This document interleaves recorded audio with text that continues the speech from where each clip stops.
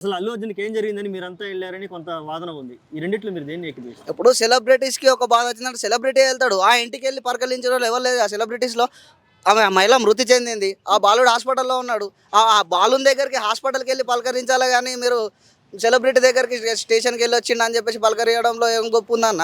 ఒక సెలబ్రిటీని కలవడంలో అదేం లేదు గదా! ఆ కామన్ మ్యాన్ దగ్గరికెళ్ళి ఏమైంది? ఏం జరిగింది? తెలుసుకొని వాళ్ళ బాధ్యతను పూర్తిగా నెరవేర్చిన వాళ్ళు సెలబ్రిటీలైనా రియల్ హీరోస్ అయితారు వాళ్ళు.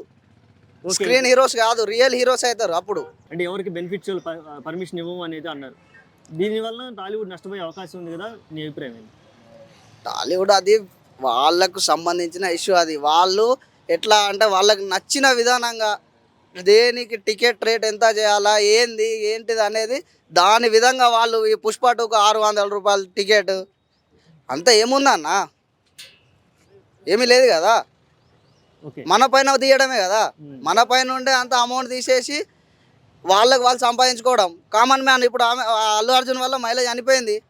ఆ మహిళకేమన్నా లాభం జరిగిందా? ఏం లేదు గదా! ఆ బాలుడు హాస్పిటల్‌లో ఉన్నాడు.